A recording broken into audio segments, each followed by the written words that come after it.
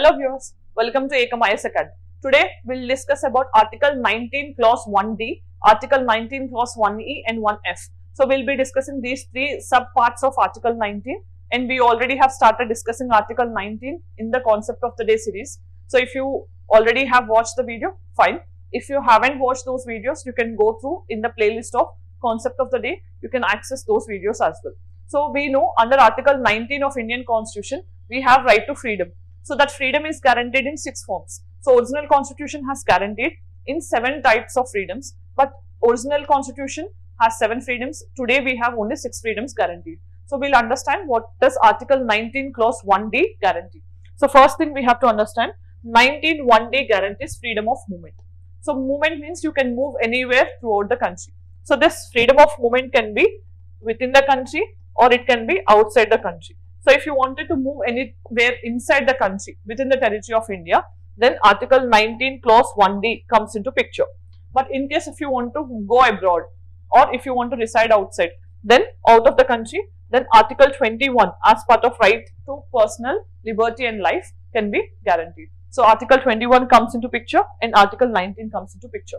This is the first thing. And right to freedom of movement is not absolute. So you cannot move anywhere.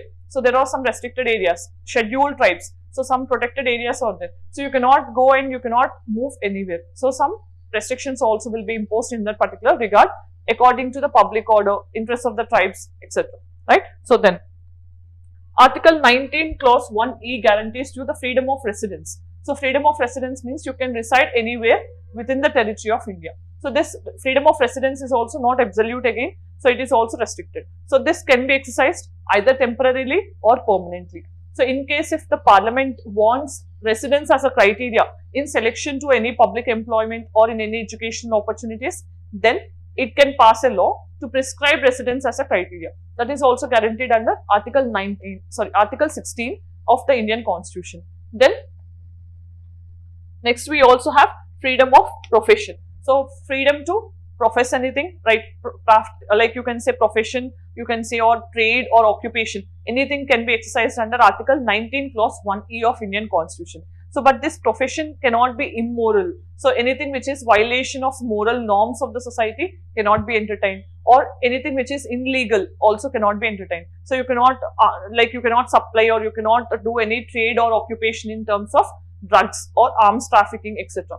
So, prostitution, these type of activities are also not entertained by the state as a profession because it is against the interests of public health and morality. So, all the freedoms guaranteed under Article 19 are enjoyed only within the permissible limits. So, you cannot cross the limit. So, because reasonable restrictions are applied under Article 19 Clause 2 for all the 6 freedoms guaranteed. So, 7th freedom, which was now not part but part of the original constitution, is right to freedom of property. So, that was originally part of the 19th article, but now it was repealed. So, we have 6 freedoms guaranteed. All the 6 freedoms cannot be entertained absolutely. They can only be exercised in permissible limits. So, 19 Clause 2 talks about the reasonable restrictions like sovereignty and integrity of the country, security of the state, in the interest of public order and morality, or in the interest of the, like you can say, contempt of court, defamation, etc. All these are the main restrictions which can be imposed on the freedoms exercised under Article 19 of Indian Constitution. So now let us see the practice question. Right to form associations or unions is provided under Article 19 and it can be restricted on which of the following grounds. So among these, what is the ground for restricting the freedom of association, right? So let me know in the comment section. Then in this particular video, we have discussed about Article 19 Clause 1 to Article 19 Clause D, E, F.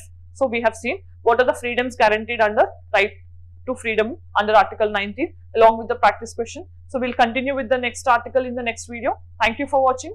Do watch and all the very best. Thank you.